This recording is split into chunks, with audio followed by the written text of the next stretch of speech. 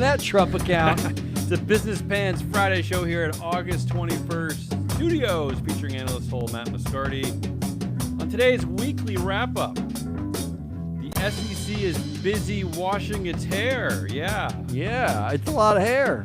Goodliest of the week gets renamed Mackenzie's Scottiest of the week. And L3 Harris Numbskulls. Oh, there's a lot of those. Do we have to do all of them, or is it just like an overview of them? That's the show. That's the entire show?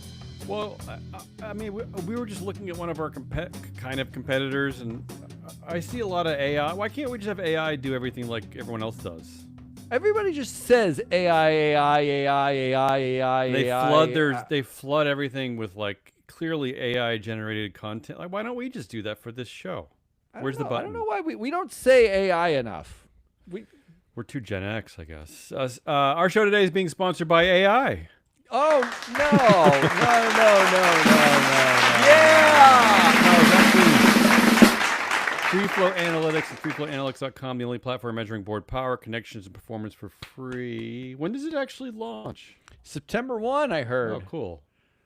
It's going to flip on. It's going to turn on. There's a big picture of Eric Schmidt on the head of it right now. That's not the selling point we want to talk about for our sponsor. I see zines. I see all of our tagged headlines. I see shows. I see a lot of data. What I have on my version of what's up for FreeFlow Analytics is L3 Harris. I'm just looking at L3 Harris. I'm looking at the scenario model of L3 Harris that says there's an actual scenario model, and it actually says CEO misconduct allegations. And when you run it, it says this board may struggle with this event. So it did struggle. All right, let's get to the show. Right. Story of the week. Come on.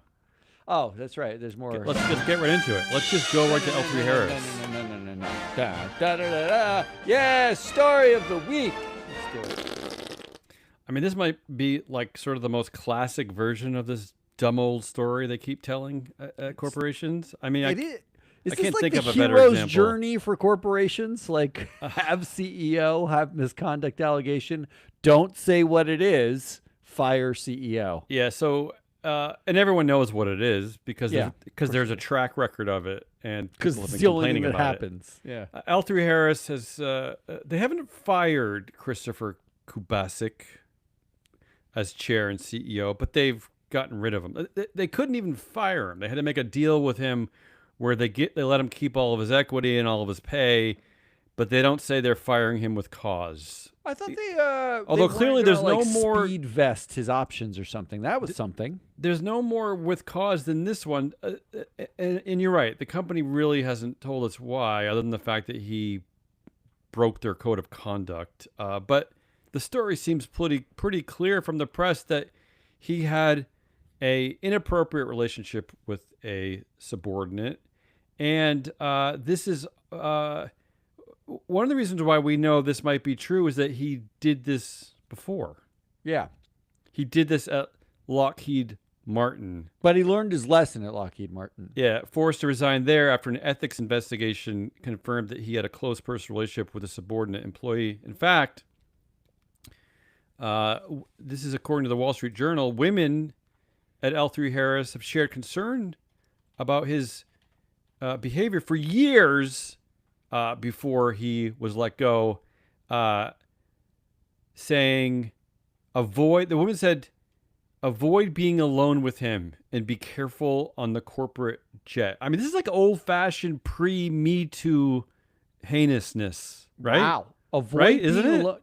Don't get on the corporate jet with him. Like, I thought we were, I know people deride wokeism, they deride Me Too, and they chuckle at civil rights now, but the lasting impact of Me Too, to me, one of the most important lasting impacts of Me Too is that there are a lot of men who, now they'll complain about it when they're in a group with other men, but they have stopped themselves from horrible behavior, a lot of them, because they know they might be watched now, right? They're slightly worried that someone might call them out, and even that alone is a victory. So, but not with this guy, Chris Kubasik. He just keeps floating down the road. Just keeps getting there. Yeah. Fun fact about him: I did read that he was on a path to be the potential CEO at Lockheed Martin before the ethics investigation. And So he never actually worked there. He worked at Lockheed. Yeah, he worked at Lockheed. But he was on the so he was on the succession path. He was on some sort of succession path, and they found boo-boo. And they found an ethics violation, and they ousted him. And the next CEO, because it was Robert Stevens when he was working there at Lockheed, the next CEO was Marilyn Houston, the woman. They had to bring in a woman. Right.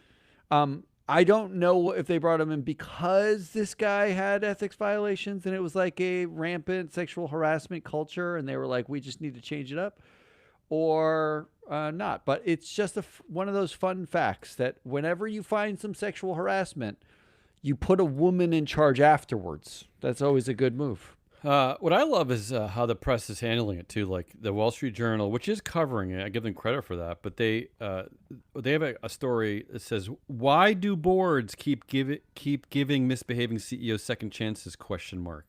Like what? Why do you have to pose it as a question? Like why don't we get a little bit more aggressive? Like the average vote for these directors is 95% plus. Yeah. So. Why do boards, or why do investors not care what boards do? But why don't we be a little bit more like direct and say like, let's cut this out. These corporations should be ashamed. This is ridiculous. All right, that's the top story. That you have some details to add later, so you want to just leave it at that? Yeah. There's board stuff later. Yeah. Second story of the week involves the trial with Meta. Meta faces a $1.4 trillion threat that could mean turning in the keys and walking away. That's the headline, yeah. But the stakes of the case reach across tech. So the trial involves a coalition of 29 state attorneys general in a unified case against Meta. And essentially the idea in a nutshell is this is not about the content. It's about the fact that you guys rigged up a massive addiction scheme. You're basically drug dealers peddling to our children. It's baked into how you run the company. You knew about it. You don't care. And now we're coming after you. That's right? Fabulous. In a nutshell? It's fabulous. Yeah.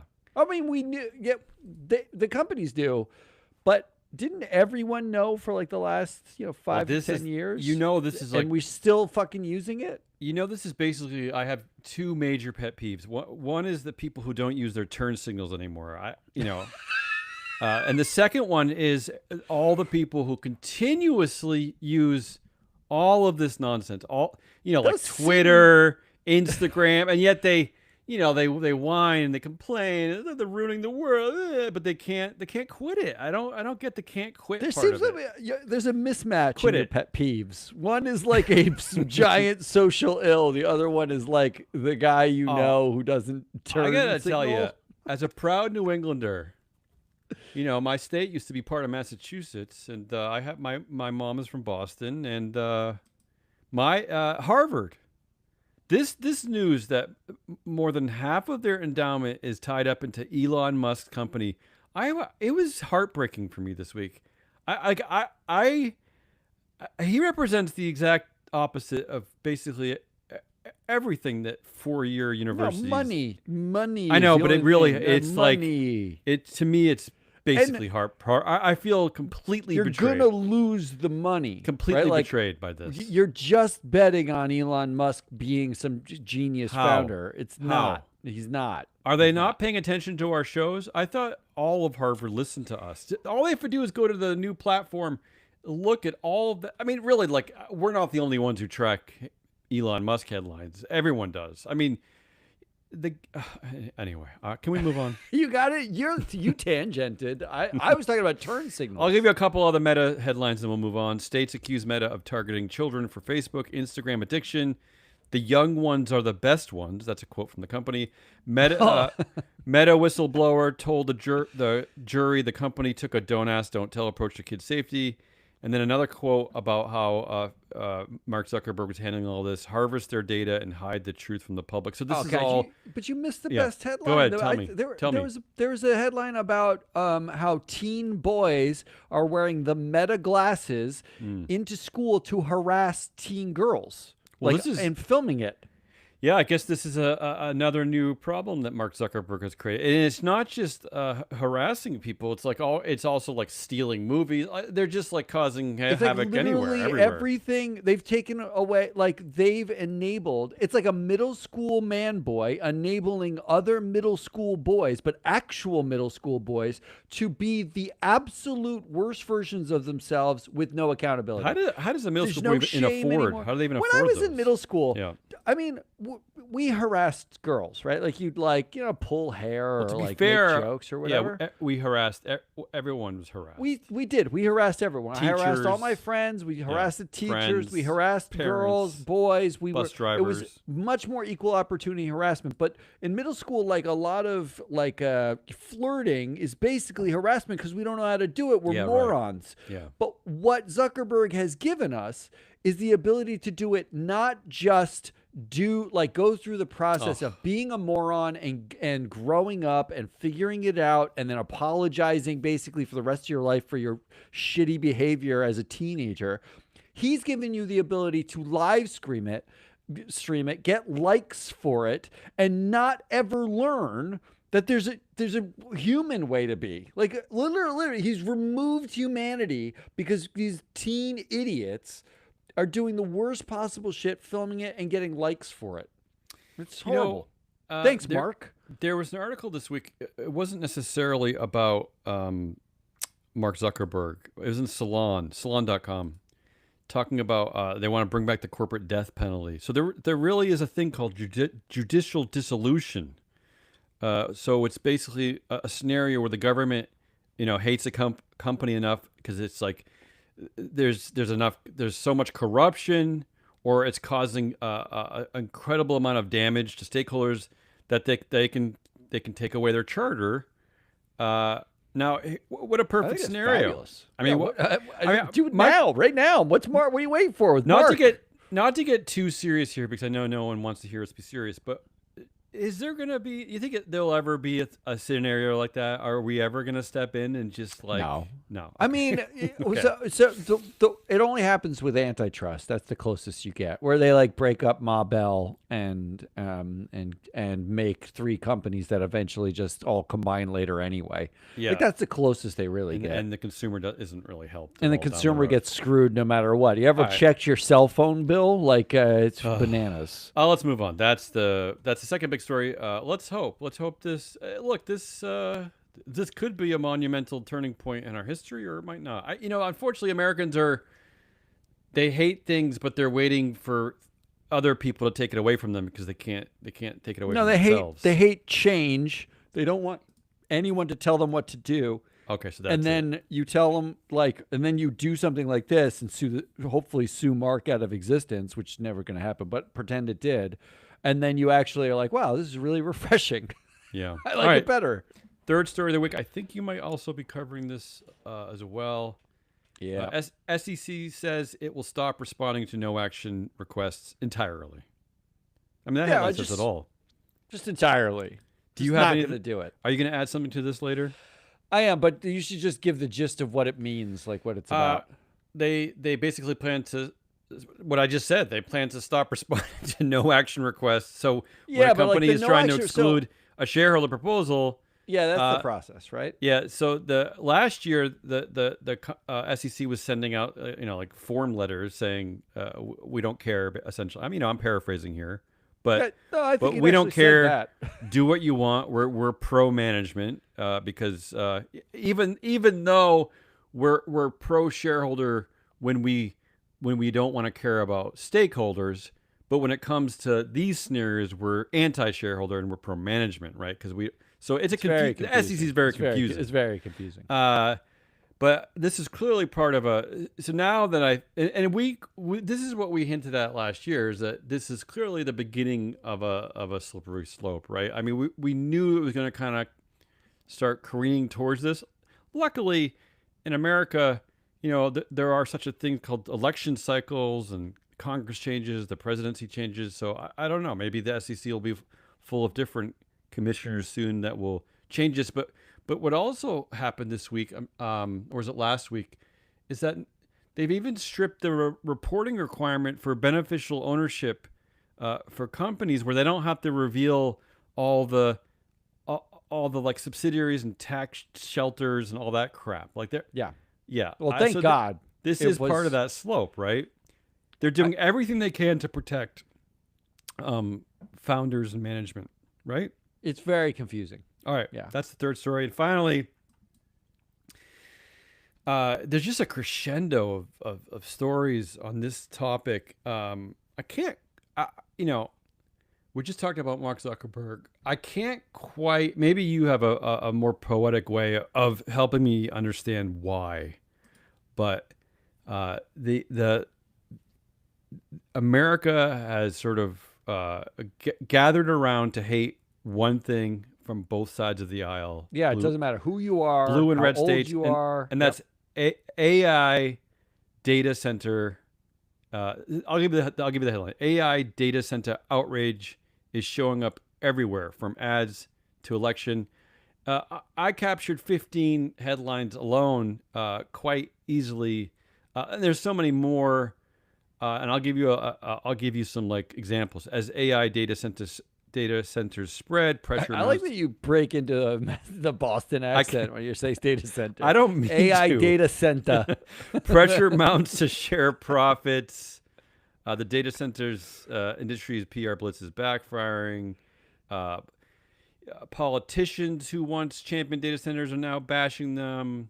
The only person who seems to still love data centers is the person that everyone in America is starting to loathe, thank God, is Donald Trump. He's like the only one who's still kind of on the side. He's left, yeah. Although we get the feeling that the GOP, they still love them, but they're getting uncomfortable because even their constituents don't love them. But it even got so crazy with all these headlines that listen to this one. Bad news for Jason Kelce. He's like one of these. He's like the brother-in-law like of Taylor Swift. Yeah. Right. He's one of these dopey football players. Yeah. Who are somehow accepted because they married into Taylor Swift family. He wanted people to mail their pee, their urine, to data centers, and the headline said Postal Service rules say you shouldn't mail pee to data centers. You should not. I like that. This is how crazy the headline clarified that. Yeah, this is how crazy this populist movement is getting. You now have like dopey middle America football players hating data centers, and it also got so far that this headline. I'll end on this one and let you chime in. Data center hysteria is the new woke. They're calling it the new woke, but it represents like 80% of America at this point. So I don't really even know what woke is anymore. If that's the new woke. This is that one was one of my headliniest of the week. But I'm just I'll just do it now.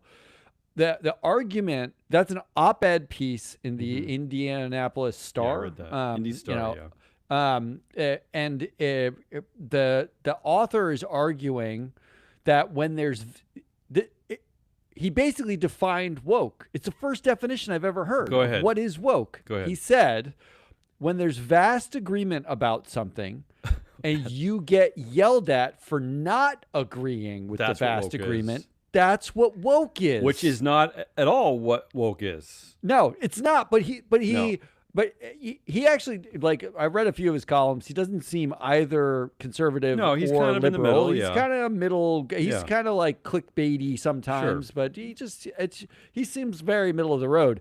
But it's a great definition because that's how people react, right? Like, that's the woke reaction. Like, oh, you're being woke is, we all agree slavery was bad. I don't agree. You're woke for everyone thinking slavery's bad. He's equating woke to something that used to be referred to as political correctness. Right. Which is also a make-believe term. And now it's moved into this realm of everyone agrees data centers are bad. Well, I don't agree. That means data center people saying they're bad are woke about data centers. I gotta say, like I like that it's a definition. I like it's something. I didn't expect this. There's all kinds of headlines now. Like they're like Gwyneth Paltrow is throwing a party for Sam Altman, and they're laughing like, oh, the two of the most hated people in the world, or of course they're combining. But it's like, I just didn't see this coming. I didn't see this being the epicenter of a populist movement against something. I mean, clearly it's against the corporocracy, against the oligarchy. It's against, I don't know what it's against. Is it against? Is it like a Luddite revolution against? No, what is it? I think you're like turning it into like a bigger thing. Okay, what is it then? What it is hyper local. The reason why it's so, like, you can get on this train because you hate the climate politics of it, right? Like the fact that these are horrible for climate change, they're resource sucking, they're like the systemic issues around it. You can get on it for the AI is ruining the world issues for it. But the reason why conservatives are on this is it's hyper local, like they're in your backyard. Right. They represent it's like the elite. Is it because it's representing the elite? It's literally like a bunch of billionaires building a massive structure. And the community's not going to profit off of it. In my town, we get nothing from it. You're taking our resources. We get shitty jobs. But this has been going on for decades with like big box stores as an example. Oh, they hated it. Yes, they hated it. Like, but everybody agreed on those issues. Like that was the big mistake. When you need is one thing when it's like Mark Zuckerberg and some walled ivory tower who doesn't need data centers in your town, who just sends you an app to your phone. It's passive and whatever. This is like, that's in my fucking backyard. I can see that giant piece of shit, right? Like, get out of my town. It's a get off my lawn. It's great. I love it. I love it. All right. That's so my options here for story of the week. L3 ousts the CEO. Meta's $1.4 trillion potential liability. Please. SEC says it will stop responding to no action in AI data center outrage. The data center outrage is going on ad nauseum. I think it's going to go right through. It's peaking now because it's becoming a very clear part of the midterms. Yeah, it's the midterms. It's election cycle. Yeah. The SEC definitely no one ever anywhere would ever think something the SEC did was the story of the week. Well, maybe some nerds at Free Float. Which leaves me Meta and L3. I'm going to go with Meta's thing is going to keep going, right? Yeah, it's got to be L3. It's got to be L3. Because this is our wheelhouse. I mean, it's just silliness. I'm going to come back to it too anyway. Right. Well, let's move on. Let's do a modicum of goodliest things. Like we have almost no goodliest this week. I was gone last week, and I do feel like there's nothing good in the headlines this week. And even when I pick Mackenzie Scott, I love what she does, but I hate that people have amassed such wealth, and I hate that her wealth comes from Jeff Bezos. I didn't even. One headline I didn't even tell you was this one. Amazon is buying rare books and destroying them I saw that to train its AI models. I fucking lost my mind by myself. The team that destroys these rare books, their logo is a dinosaur holding a book. Isn't that clever? You're so clever. Readers are ancient. Yeah. Mm-hmm. Yeah. So anyway, Mackenzie Scott, I only picked this one because of the last part of this headline, which is to me by far the most important part and why I love Mackenzie Scott. Mackenzie Scott gave California public education $461 million, which is amazing. That's a lot. But then this, and let the recipients decide how to spend every dollar. Yeah. This is important. You don't see this very often. I have heard countless tales. There's a art center that just opened down the road from me. This incredible art center at a public university. And one thing I heard was all these stupid stories about the family that donated this had so many rules about what could be there, what couldn't be there, and the size of his name on the bill, all these stupid rules. And so I give Mackenzie Scott credit for not pretending like she's an expert and she understands education and telling them how to spend it and all that. Well, forget that. It's like Mackenzie Scott clearly doesn't care if her name is on anything. She doesn't. She's not doing it. But most of the people, my guess is like you open up a new performing arts center or a new library, and you want a bench with your name on it. You want your name on a plaque above the thing. You well, want we joke. We joke when we drive by because the person's name, their last name, is twice the size of the Center for Performance Arts below. It's twice the size. But you're donating it to put your fucking name on it. That like craziness. It's just a dick war, right? Yeah, you're right. Mackenzie Scott Unfortunately, has made you're it right. not that. And the fact is that like the vanity projects of these billionaires, she donates $461 million and doesn't care. There's no follow-up necessary. Just spend it the way you need to spend it. Jeff Bezos spent $7 billion to buy Liverpool and demanded that he gets, right of first purchase if somebody, if you want to, the majority stake wants to sell. Meanwhile, Donald Trump is putting his name, on the Kennedy Arts Center. He's the latest one I read is that there was a warship that is about to be named after a soldier in World War II. Who was not trained on this. I think he was like a cook. He was like a black military man who grabbed a gun during the attack at Pearl Harbor and shot down planes, despite the fact that he had no knowledge of how to use it. Yeah. And they were going to, of course, name this boat after him because he's a hero. And Trump wants to get rid of that name and name it after himself. Yeah. So that, in a nutshell, that's where we're at. That's it. That's what we're talking about. I don't like any of it. I hate it. What's yours? You turned the goodliest of the week into something I hate. Okay, what's yours? Mine is this headline: Andreessen Horowitz focus of DOJ probe over board directors. Yeah. Do you want to go into a little bit what that's about? So the Department of Justice is looking at the fact that Andreessen Horowitz has partners of the firm. This is a venture capital firm. They invest in hundreds of companies, and partners of the firm sit on the boards of these companies. And two firms where they invested in, they have people on the boards of, and one of them pivoted into sort of a semi-competitor of the other one. Sure.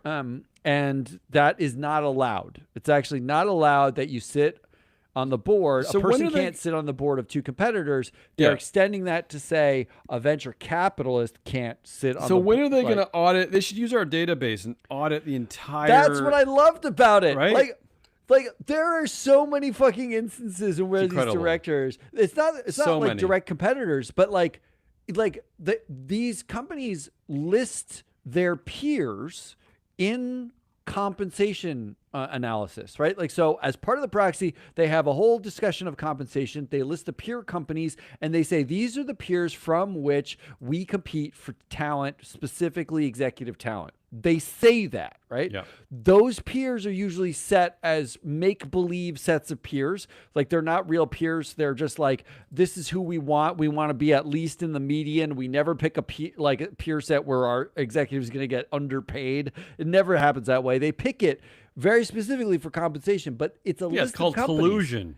Yeah, it's a list of companies that gives you a sense of oh, well, they're identifying their peers. And then if you look at who sits on the board, a quarter of the time, it's the same people. They sit on the boards of those companies. This is the thing about, again, once again, trying to understand the American psyche.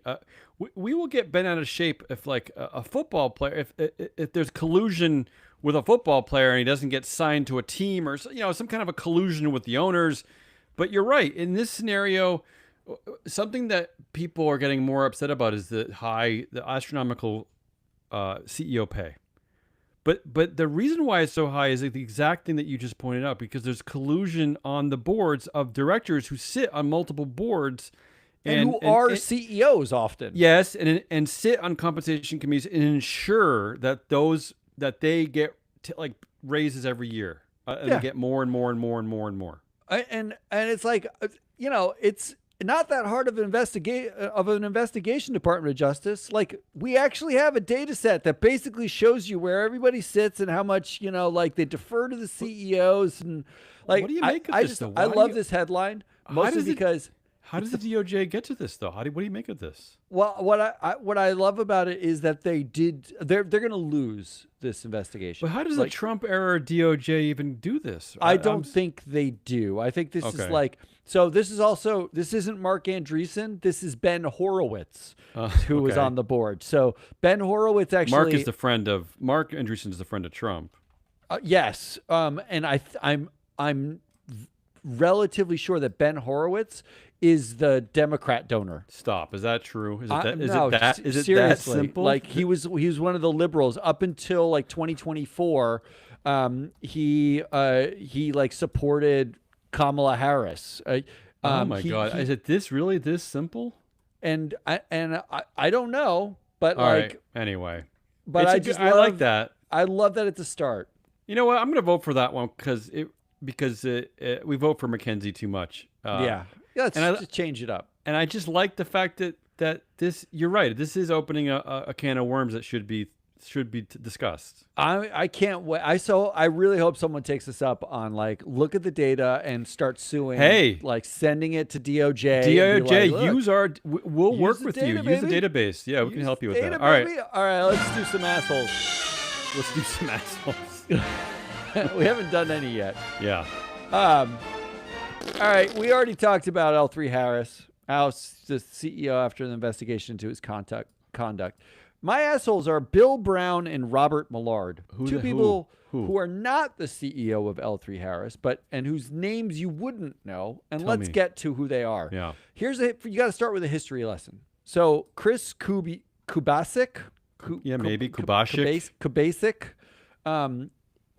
He was the CEO who got ousted. He was hired in 2015, and this is about 2 years after Lockheed's disastrous firing of him. Yeah, he learned his lesson. He learned his lesson after 2 years. He's not going to do it again. Walking through the hills by himself. He's never going to do it again. He was hired as the COO and president of L3. Mm-hmm. This is before L3 and Harris combined. So the presiding CEO of L3 was a man named Michael Strianese. He was the chair from 2008, the CEO from 2006. So you got a CEO chair situation. He's hiring a new COO and president. You have to know that this is a board level decision along with the CEO, but the CEO does all the work, right? Like Strianese is basically saying like, that's my guy. And the board is probably just saying, sure. The important names from the board to remember here are the Nom Committee, Ann Dunwoody, Vincent Pagano Jr., and Hugh Shelton. Okay. Those are the ones who probably would have looked at this and said, cool. Why do you say why them?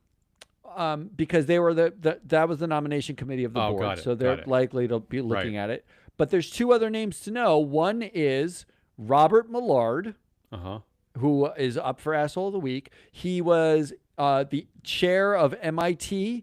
He was at Lehman Brothers until it collapsed. He was a managing director there. So like a solid history. Role model, yeah. He was on the board of L3 since 1997, and he was the lead independent director of the time. He'd been there for a solid 20 years, 18 years. Super independent. And Lloyd Newton, who was the only person of color on this board. He was the token it looks like they have guy. One person of color and one woman. They're really taking that's tokenism correct. to One a great level. person of color, one woman. And he was a black U.S. Air Force general. He joined the board in 2012. Yeah. So those are the two. He joined after Strianese is the CEO. So he's a Strianese pick, right? Okay. In 2018, Kubasik is named the CEO of L3 Technologies. Michael Strianese steps down. He retires. And Kubasik is named CEO. So literally he's been there for 3 years and they name him CEO, which suggests to me they brought him in to be the CEO, right? That's the succession. That's how you're supposed to think. Everyone on the board is exactly the same. So the whole board at this point stamps him in. You're the new CEO. And this is after he was ousted. After he was ousted at Lockheed Martin for sexual harassment, for sexual misconduct, I should say, not harassment, misconduct, for being with a subordinate. In 2019, L3 and Harris merge. Kubasik is named to the board of L3 Harris, the combined company, and he's named COO and president of the company. Of the new entity. of the new entity, and Bill Brown is the CEO and chair of L3 Harris. Got it. So now we have Bill Brown and Robert Millard, my two assholes. Surviving the board merger, because the boards merged too, are Thomas Corcoran, Robert Millard, Lloyd Newton, and Louis Kramer. So Millard and Newton stick around, and Kramer and Corcoran get to stick around too. Yeah, I mean, but Millard's never going to go away. Millard sticks around in June of 2021. Kubasik becomes the CEO. Okay. And Bill Brown moves to executive chair. Clearly, and guess who's on the nominating committee that chooses the new CEO? And Kubasik is chosen by Robert Millard and Lloyd Newton, who is the chair of the nominating committee at the time. Okay. Newton, you can't do anything about. Newton retires. Yeah. And is gone. But you can do something about Bill Brown, who chose his successor in Kubasik, and Robert Millard, the long tenured since 1997. This is going on 30 years. Robert Millard has been on the board. Bill Brown is on the board of Becton Dickinson now, even though he retired. And Robert Millard is on the board of Green Dot Corp. Yeah, they're currently on the board? Yeah, currently on boards. Why am I Bill not Brown seeing currently them? on the board of Becton Dickinson. Oh, okay, Robert Millard currently on the board of Green Dot Corp. Got it. iHeartMedia and Evercore. And Green Dot and Evercore, he's on the nominating committee. So basically what I'm saying is a guy who was willing to overlook sexual harassment not once but twice for two different CEO positions when he was on the board of these companies. And there's no way that you don't know that this is going on. We know, like from you pulled reports about how the women at L3 Harris have been talking about this for years. Yeah, from the very unwoke reporting of the Wall Street Journal. So this is gossip. These aren't like hidden. If you ask 7 questions of 7 employees, you'd probably know that this has happened. Well, it's even worse. It's even worse than the what you just have a relationship with a subordinate, because the women were telling each other, "Don't be left alone with him. Don't be alone." Right. That suggests something pretty nefarious. Something way worse. Robert Millard is on the nominating committee of 2 other companies right now, and this is his way of nominating CEOs. Not to mention he's on the board of iHeartMedia, where I looked this up. iHeartMedia, he was brought into the board. He's only been there for a year or two, but over the last 3 years, iHeartMedia had an executive who went on a racial slur rant in a car, groped the driver of the car. Ooh. The company's been sued for gender and wage discrimination, and a radio host that the company hosted, that's hired by the company, was accused of quote severe harassment. Ooh. So they put on Robert Millard to the board. I know we're still in talks about what kind of creative things we're going to be adding to the new platform. What kind of lists and tools. I know we're working on a CEO hot seat list, which CEOs might be in danger. You have mentioned a lot of directors over the past few years that should be targeted for bad behavior like this. And then you're asking people to vote them off of other boards. We have to create that list too, like a watch list, because, people are simply not going to remember this if they've listened to the show one time. We'd have to create these lists. Yeah, vote. It's really simple to vote against Robert Millard, and when he pisses and moans why, you can say you backed Chris Kubasik despite the fact that he was a serial sexual harasser. Yeah, just say there's still a thing called ethics. 2 separate companies where you were on the board. Remember that now ethics you're on course the nominating committee. Your MBA. You're on the nominating committee of 2 other boards. Yeah. How do we know you're not going to do it again? Your track record sucks. Of course you'll do it again. We're voting against. All right, let's move on. That's the first assholiest. Number 2. Yeah. Dario Amodei. He is the Anthropic dude. Anthropic CEO, president. I saw this headline, Anthropic prepares super voting power for founders as it Yeah. readies for mega IPO. This was on my early list as a possible story of the week, but I thought you were going to laugh at me because it's like, it hasn't happened yet. And also, I was confused because I thought this is a public benefit corporation. So how is this That possible? is correct. That's why he's an asshole. Like Yeah. this is a public benefit corporation. Let me read to you Go ahead. the like what a public benefit corporation is required to do. The board of a public benefit corporation. A benefit corporation's directors and officers operate the business with the same authority and behavior as a traditional corporation, but are required Yes. to consider the impact of their decisions not only on shareholders, but also on employees, customers, the community, and the local and global environment. This is my dream version of stakeholder capitalism. We just had a situation where Delaware ruled that the shareholder, the board of what was the company? I can't remember. It was like Revlon or something, like L'Oreal. I don't remember. It was like a retail company. They actually could refuse a merger even if it was better for shareholders because it was a public benefit corporation and they couldn't just consider shareholders. They actually ruled like that is legal. Yes. So let me ask you something. Yeah. This is the board of the public benefit corporation of Anthropic. It is Dario Amodi himself, right? Yeah. Daniela Amodi. His sister. His sister. That doesn't seem like a who's problem. the president of the of Anthropic. Yasmin Razavi, who's a VC, managing partner at a venture capital firm. Crypto and prediction markets is really what. Yeah, we need that on the board, sure. Reed Hastings. Oh, drug company man. Yeah, Netflix drug kingpin. Chris Liddell, who's an ex-Trump White House deputy secretary. Vas Narasimhan, who's from Novartis. Which one of those is the public benefit corporation director? Yeah, good question. I guess that would be nobody. Maybe there's one movie, maybe like on Netflix that talked about the environment. Maybe that's they probably bought the rights to We don't have to go too deeply into this. Earth. We don't have to go too deeply in this because this is all speculation. We don't know what the voting rights will be. We don't know what the actual corporate governance structure is. No, we don't. We do know that they're going to IPO soon, probably before OpenAI. But what's weird about this company too is that there is a shadow board.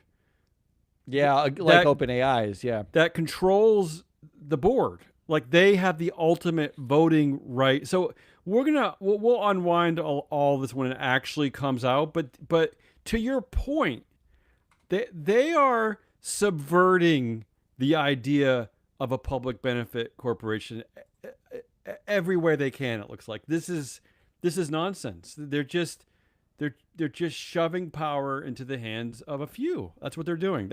Which is not the point, as you pointed out. And they're the ones who voluntarily created a public benefit corporation. By the way, this was not like forced upon them. Well, that's what. So just like OpenAI thing. This is just like they're trying to fire Sam Altman at OpenAI. The supermajority thing drives me nuts in and of itself. In part because there's a quote I'm going to read later, that about corporate suffrage, and it flies directly in the face of what the SEC actually was built to do. Corporate suffrage, but that isn't what made me think of these as assholes. Who on this board, the Public Benefit Corporation board, who is that representative? Is a fucking Public Benefit Corporation director. Like, which one? His sister? His sister's the best one? The Nepo sister? Crypto and prediction market investor. Unbelievable. All right, let's move on. All right, number 3. I'm getting upset. Yeah, last asshole of the week. Paul Atkins, SEC Oh, you like chair. this one. You like this one. He's driving me fucking nuts, and he spoke before us at CII. I wish I'd asked. He didn't take questions. Remember, he refused to take questions. Yeah, he was like, "I'm not taking any questions." Foreshadowing to one of your headlines of the week. Yeah, Paul Atkins is he's like the Ron Swanson of the SEC now. He just doesn't care. I like Ron Swanson. Ron Swanson had a moral center, but that was a TV show, Matt. That was a comedy. Yeah, correct. It was written. But the headline was SEC will stop responding to no action requests entirely. You already talked about it, so I won't talk about it. But what made me put him up here is what they actually wrote in the statement. In the statement, he wrote, quote, "In order to focus division resources on the review of the Securities Act and Exchange Act filings, including those reviews that are statutorily required, yada, yada, yada, yada, yada, the staff." Wait, he's blaming the resources? Resources. Oh, so like he's basically saying we're back to the point where companies said we can't deal with shareholder proposals because it costs too much and it takes too much effort. It's such gaslighting. We don't have enough resources for this. We can't do it. We also can't do it. That's the reason? They also can't do it. They're no longer going to be looking at investment managers and their proxies anymore. Proxies, for, shareholder proposals submitted to them. But here's a quote from 1934 House of Representatives report that set up the SEC. Okay. "Fair corporate suffrage is an important right that should attach to every equity security bought on a public exchange." So basically, the SEC was set out to ensure that voting rights exist. Corporate voting rights exist. Isn't 1934 like an age of America that MAGA types like Paul Atkins, they're okay with? Don't we like that? We like pre-Jim Crow stuff. We like Jim Crow era. Okay, keep going. But I should say pre-civil rights era stuff. They said the proposed bill gives the commission power to control the conditions under which proxies may be solicited with a view to preventing the recurrence of abuses which have frustrated the free exercise of the voting rights of stockholders. Right. So Paul Atkins literally is saying, like, we don't need these shareholder proposals. We don't need Despite the fact that they're those. introduced by stockholders. His same SEC just plans to remove the best price rule. They just put out for comment removing the best price rule, which allows investors to get the best price when they buy a security. Like, so you go buy a stock, there's 18 exchanges. The rules are now every broker has to offer the best price on that. Not anymore, not under Paul Atkins. Let's get rid of that. You can offer whatever price you want if you're the broker, and couple this with the fact that they're deeply embedded in crypto. They're all about like opening up the crypto markets where there's no rights. That's what no Robinhood is pushing for this, right? There's like 24/7 tokenized trading. The guy running the fucking SEC, whose job it is to stop abuses of the free exercise of voting rights of stockholders, has literally cauterized all shareholder rights. There are none. You got rid of all of them. Well, this was during the FDR era. And what did FDR know? And frankly, investors have themselves at least partially blamed for this, because if you voted for directors and shareholder proposals, since you have the right, if you actually voted out directors, if you actually voted for shareholder proposals that gave you increased governance, if you actually did the fucking work when you had the chance, they couldn't have taken it away. Now he's using the fact that you don't vote on it as an excuse to get rid of it. Like, nobody votes on these anyway. It's too onerous for the companies. Get rid of it. So you're welcome, your shareholders who aren't voting. Your lack of voting has left you with no rights. Congratulations. Well, those are your three. So Paul Atkins, SEC, Dario Mode from Anthropic, and the directors, Bill Brown and Robert Millard. Millard in particular for overseeing I'll cut to the chase on this one. Paul Atkins has become evergreen, so he could be asshole of every week or month, whatever he wants. So I'm going to skip over him. Dario, I'm going to wait for Dario and all of Anthropic until we get the actual structure, because I have a feeling then I'm going to be irate. So I'm going to go right to for me, I love good old-fashioned corporate governance assholes. So it's definitely Bill Brown and Robert Millard. And I'm thankful that you pulled this out, because these people need to be flagged. I mean, they need to be voted against. So let's move on. All right, let's move on.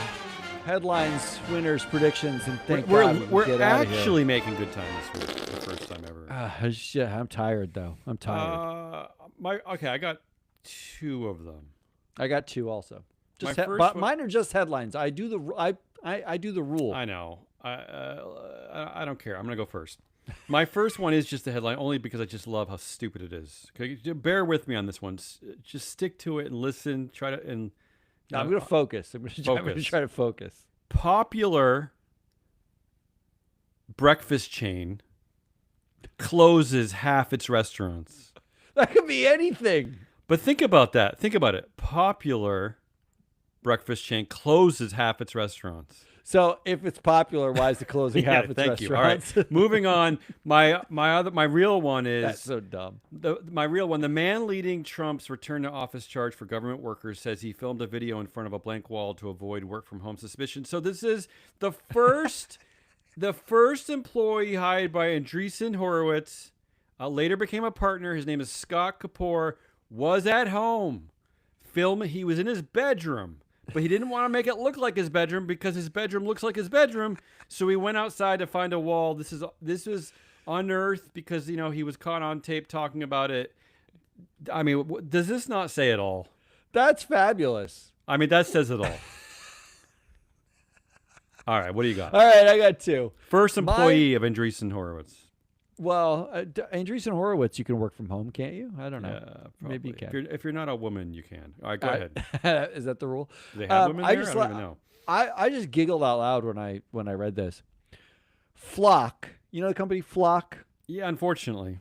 Yeah, so Flock makes these dystopian cameras that are filming everybody everywhere. And actually, law enforcement, there's been a lot of stories about law enforcement is using Flock cameras set up in municipalities like towns to track their ex-lovers and do just kind of cyber stalk people.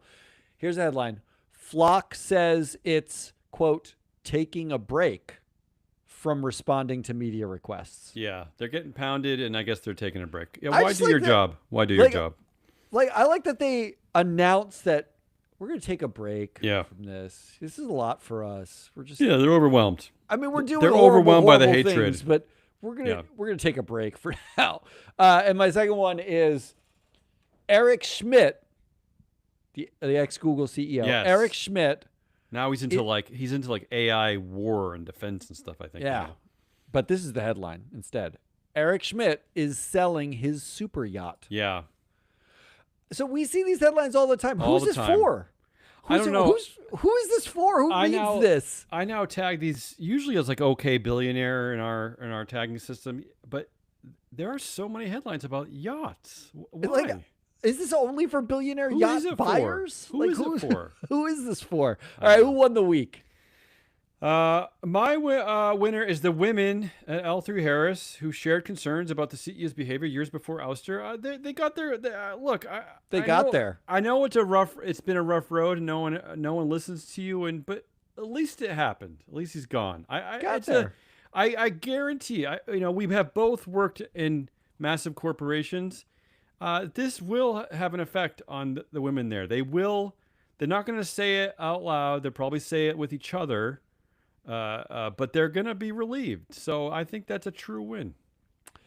I would love to think that they're going to get a new apology kind of culture, but I'm not sure that that's going to happen. My winner is a guy named Joshua Raymer. Sure. Who the hell is that? He's the CEO of People Return. He's somebody who I've talked to a few times. Oh, okay.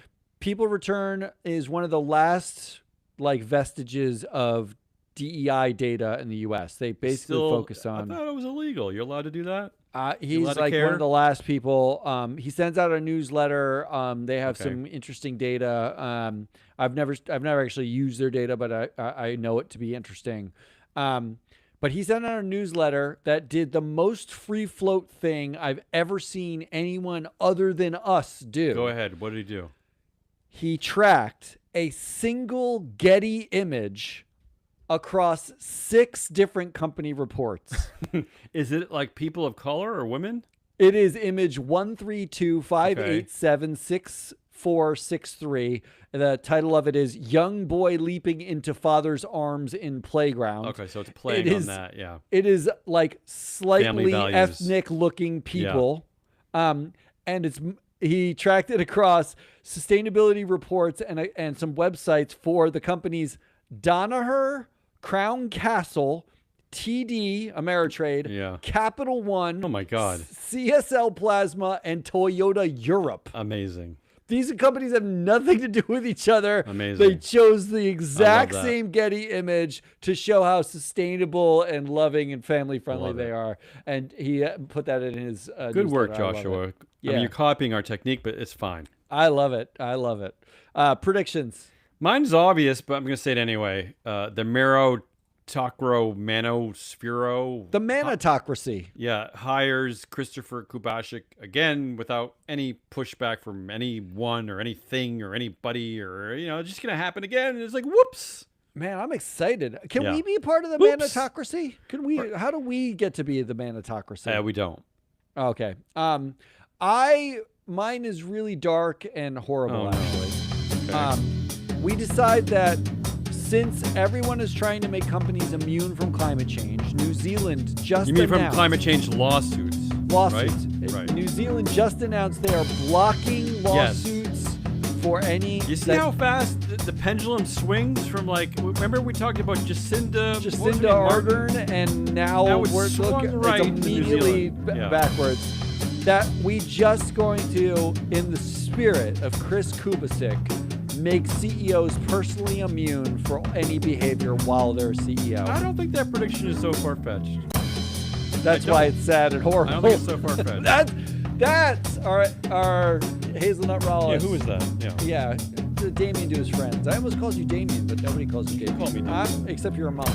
I'm your analyst hole, Matt Moscardi. We are Free Float. Come back next week when we have a whole slate of shows lined up. We're going to start ramping up slowly, but mostly the big news is freeflowanalytics.com will see an entire shift on September 1st. It will be a brand new website. It will have so much data. Buy some data. Get so much of it is free. It's psychotic how much is free. Don't just use the free stuff. Give us a break. Yeah. You want more access? You can email us, and it's cheap. We're doing these things on the cheap, unless you're an institution, in which case we're going to rip your eyeballs out. That's all we got. Come back next time. Until then, goodbye.